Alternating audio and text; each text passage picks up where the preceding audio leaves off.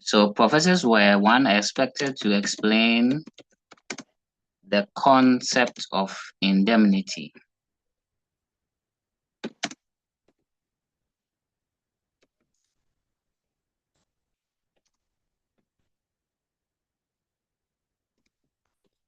Okay. In insurance, and outline with a specific example.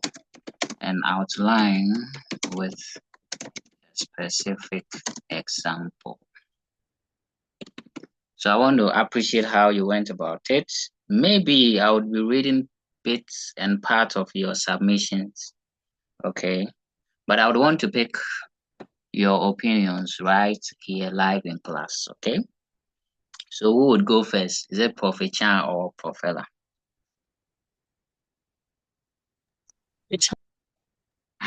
Ella. So Prof. Chan, please express to us, tell us how you went about it. I'm trying to get your answers as submitted in the group.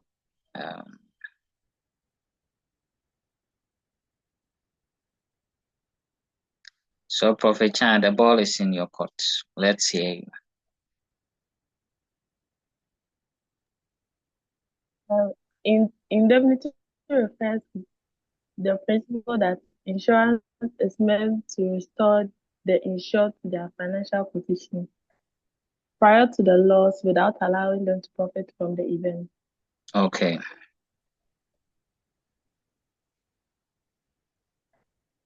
Please, should I say the example? Sure. If a person's house is damaged in a fire and the repair costs 30,000, the insurer will compensate up to 30,000, but not more, even if the insured believes the property value is high. Okay. Thank you very much, Professor Chan. So I want to believe that is what you actually produce in your write-up as submitted. Okay. So I think the essence in this principle is that we don't want the insured to be profitable. So we get him or her to the pre-loss status. Okay, that is very true. And the example fits very well. Prof. Ella, did you have a different version, or it connotes to the same? Oh, I think it's the same thing as you read. It's very similar. In fact, it's the same thing. Very similar. Okay. As in, like, the explanation is the same. Oh, okay. So now let me ask you a question on that. So imagine, so let me put this case on. Kofi insures his car, okay,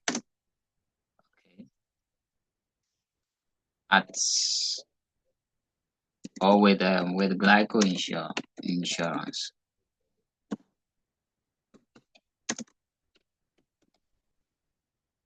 Against fire. At the time, the price of his vehicle or car was 60,000 Ghana cedis.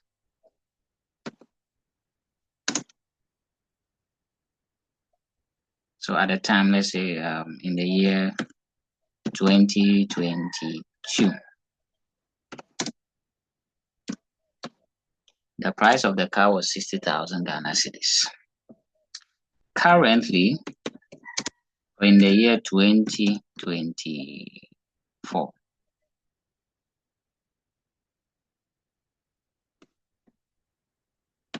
the same car is worth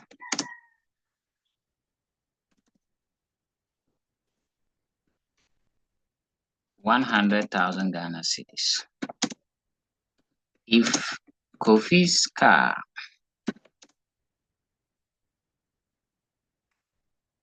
is eventually destroyed due to fire, how much compensation will be given to Kofi. And this is a case for us to digest. So what are my professors saying about it? So Kofi insures his car with Glyco insurance against fire. At the time that he was doing the insurance, the car was worth 60,000. Currently, in 2024, the same car is worth 100,000. If the car is eventually destroyed due to fire, how much compensation will be given to Kofi by Glyco? Interesting case, right? So let's discuss.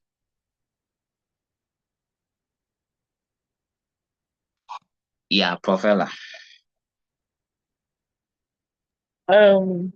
They are supposed to replace the car for him, right?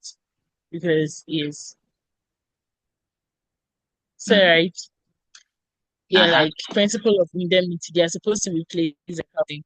So no matter the price, whether it has increased or decreased, they must replace it for him with replace the car for him. So they have to compensate him with 100,000 Ghana cedis. That's my opinion. Okay. Because if it was lesser than 60,000, which is the principal price, they would have still replaced it with, let's say, if it wasn't 100,000, it became like 20,000. They would argue that they were giving 20,000. So since it has increased, and it's the same for it. Okay, let me hear from Prophet Chan.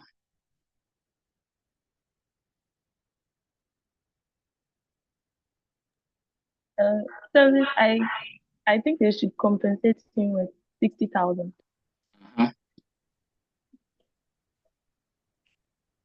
What are your reasons?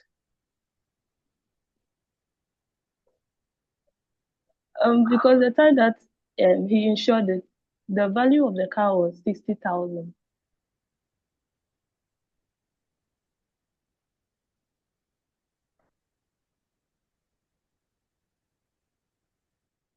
Okay, so let me ask a bit about it. If we pay him the 100,000, would he be profiting? That's my first question. So my question is, they are not supposed to give him money, right? They are supposed to replace the car for him.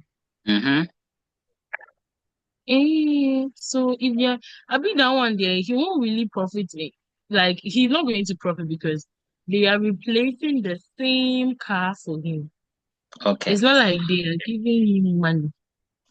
So Okay. it will be like the incident never occurred because they are replacing the car for him. It's not like they are giving him money that Okay. he will profit 40,000. Okay.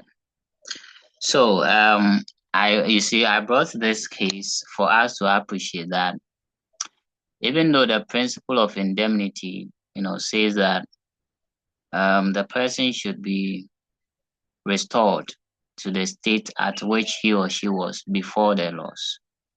It is very important to also pay attention to the terms that were agreed on in the insurance contract, right?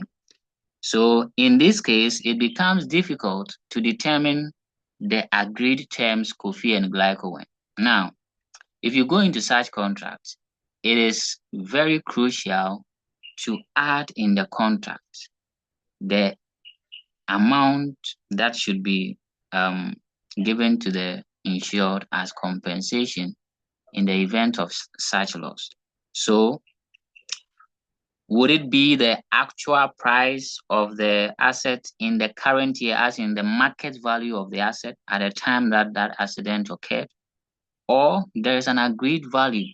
So we have two types of policies that can be looked at here. We have the actual cash value, okay, and then we have agreed value policy. Now, in the actual cash value, both parties agree that if something like that occurs, the insured is going to be compensated at the market value of his property or her property. That is actual cash value. If it's an agreed value policy, okay, then Kofi and Glyco would have agreed that in the event that this car that I'm insuring should get spoiled, this is how much I expect you to compensate me. Okay, so As it stands now, I don't want to say it would be wrong to say they have to pay him 60,000 or they have to pay him 100,000. It will be dependent on the terms agreed in the contract. Okay. Does that make sense? Yes. Good. So if the policy was based on an agreed value, then Kofi will get the agreed value. And you see, it depends on, again, the kind of policy, because that will determine how much Kofi would also have to pay as premium. Okay, so imagine if the agreement was about around 60,000 and that has been used as the basis to estimate the premium. And then it happens that the accident occurs and Kofi argues that, oh, the price of the car now is 100,000, so give me 100,000. Then Kofi cannot claim that because there has been some agreement on how much should be paid to him when the event occurs. Okay, so the principle of indemnity is also fixated on the actual terms agreed upon by the parties. If such agreement is not made, then I think it can get to the extent of a court for the right determinations to be made. And there you can have all the arguments coming in that, hey, the car is now 100,000. Why should you give the person 60,000? Right? Okay. But I think the agreement, that is why most of the insurance company put in this sum assured, giving you an idea as to how much you are going to receive if the misfortune occurs. Okay. Thank you very much, professors. That was a nice sharing of thoughts, and I'm glad.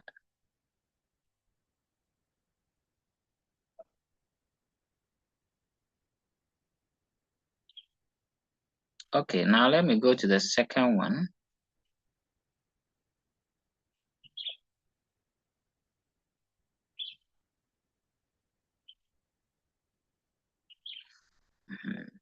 The second question was about, let me check it.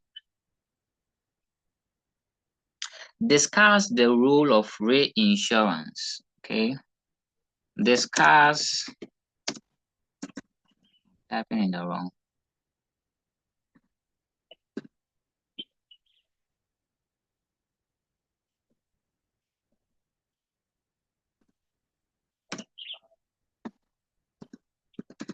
Okay.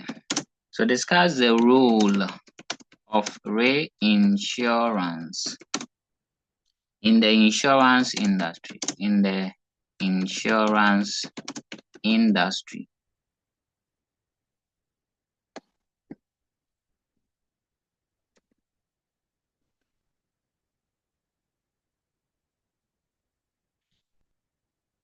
And explain how it benefits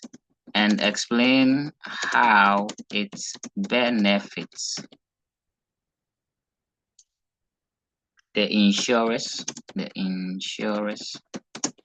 the policyholders.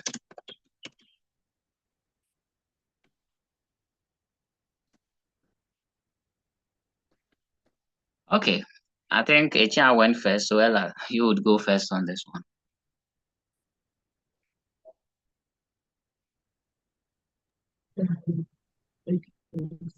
Reinsurance is a process whereby insurance companies they will transfer like a portion of their risks to other insurance companies.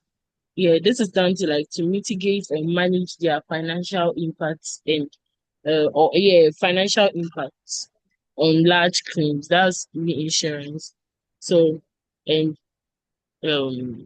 reinsurance is like a fundamental role because it allows insurers to like transfer a portion of their risks to other insurance companies. So it will help them to protect themselves from significant losses by sharing risks with reinsurers. Yes. And it also creates stability because an insurance financial position, especially after a large claim, which ultimately, yeah. So yeah, let's take it helps. Yeah. So one of the benefits is like some form of like a risk management, whereby the insurers can protect themselves from significant losses, yeah, by sharing the risks. That's what I can say about it. Okay. Prof. Echa.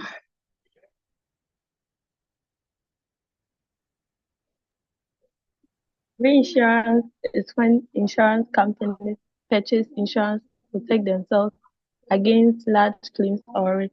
It helps to spread risk, ensures financial stability, and prevent insolvency. Okay, is that all? And the benefits for the insurer, it helps to reduce the risk of significant financial loss and also helps to manage capacity by allowing insurers to underwrite larger or more complex risks. Okay. Okay, so I think the point you all make is valid. So the essence of this, the major role in reinsurance plays in the insurance industry is to allow for insurance companies or insurers to be able to transfer risk, okay, to other insurers or other insurance companies, right? I think the essence, like Ella said, is to share risk because they say there is this saying that dua baako gye ehum a ebu in to wit, if one tree stands the storm, it breaks, if I should put it that way. Okay, so it's important that insurance companies at some point should consider, transferring some of the risk to other insurance company. So the major role in reinsurance is to at least diversify risk, okay, or transfer risk, having considered the financial stability of the insurer or the insurance company involved. Okay. Sometimes, for example, if I'm a new insurance company in the system, I should look at reinsurance by way of transferring some of the risk to these bigger insurance companies already in the system, right? So it's a strategy where some insurers use to avoid liquidation issues, number one, shutting down eventually if the unfortunate happens, okay? And again, to maximize or optimize capital, because if you are not careful and you are taking all the risk onto yourself, in the event that you have to compensate people and how much you would need to do that is very huge. It creates liquidity and capital deficiency issues. So that's the major role. Now, in terms of benefit to the insurer, so some of the benefits to the insurers are that it helps them to, reduce the risk of having liquidity issues. Okay. And it also provides the avenue for them to transfer some of the risk. In a way, it also increased their ability to or capacity to, take on more insurance contracts, because at the end of the day, you have the luxury to transfer some. In that, let me cite a scenario. If I'm a company and I have, say, 100 customers coming to me with insurance policy, maybe my capital or my liquidity levels are low, so I would want to reject some. But reinsurance provides me the avenue to take all of them and also reinsure with other companies. Okay. For the policyholders, I think it ensures a safe reimbursement or compensation levels for them. I think the session is up, so let's meet in the next session and continue our discussions. Thank you, bosses.